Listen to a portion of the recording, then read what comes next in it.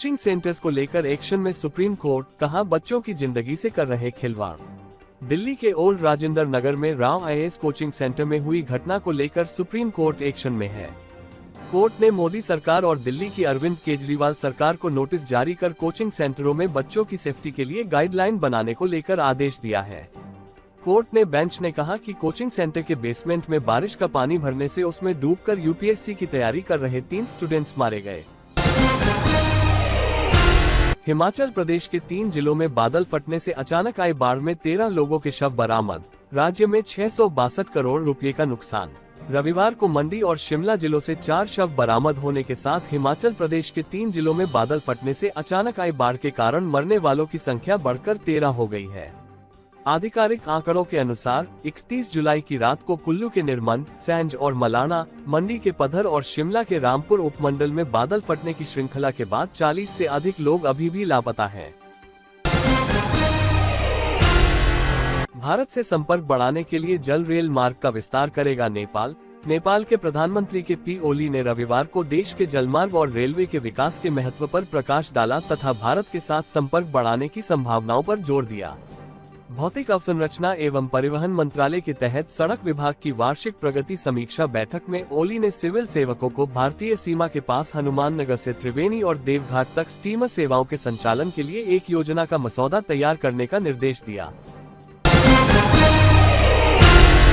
दिल्ली की दमघोटू हवा शुद्ध करने में 18 लाख पेड़ों के बराबर काम कर रही है 1500 इलेक्ट्रिक बसें।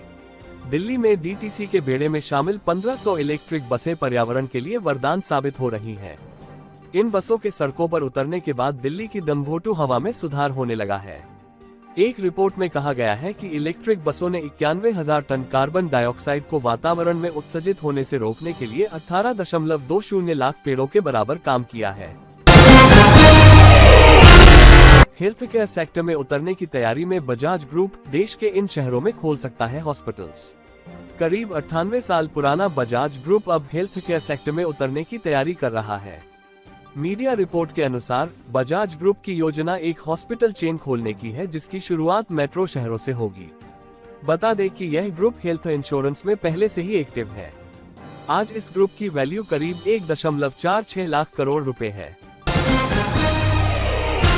बाजार में ताबड़तोड़ गिरावट, सेंसेक्स 2222 अंक गिरा, निफ्टी 24,055 बंद।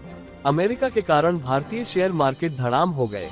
कमजोर वैश्विक संकेतों को दर्शाते हुए भारतीय बेंचमार्क सूचकांक सेंसेक्स और निफ्टी गिरावट के साथ खुले।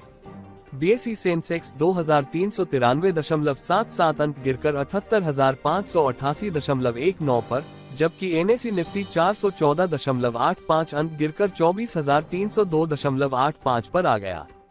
कारोबार के अंत में सेंसेक्स 2,222.55 2.74% अंक गिरकर 78,759.40 के स्तर और निफ्टी 662.10 अंक टूटा।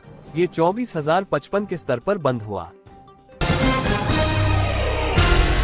सावन के ऑफ सीजन में ज्वेलरी ऑर्डर में 25% का उछाल, रद्द हुई कारीगरों की छुट्टियां।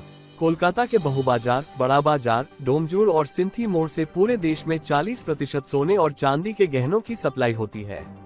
मार्च के बाद सोने की कीमतें रिकॉर्ड स्तर पर पहुंच गई, तो यहां का काम लगभग ठप हो गया था। लेकिन बजट में कस्टम ड्यूटी घटाने से सोने की कीमतें कम हुई, जिससे यहां से देश भर से ऑर्डर आने लगे। जुलाई में 3.20 लाख गाड़ियों की हुई बिक्री। नई पेशकश और डिस्काउंट ऑफर से सेल्स में इजाफा। नए मॉडल की पेशकश और बढ़ी हुई छूट से भारत में यात्री वाहनों की रिटेल बिक्री जुलाई में सालाना आधार पर 10% बढ़ी। उद्योग निकाय फाडा ने सोमवार को ये जानकारी दी। Federation of automobile dealers association के अनुसार जुलाई में कुल यात्री वाहन खुदरा बिक्री बढ़कर 3,20,129 इकाई हो गई, जबकि जुलाई 2023 में ये 2,90,564 इकाई थी।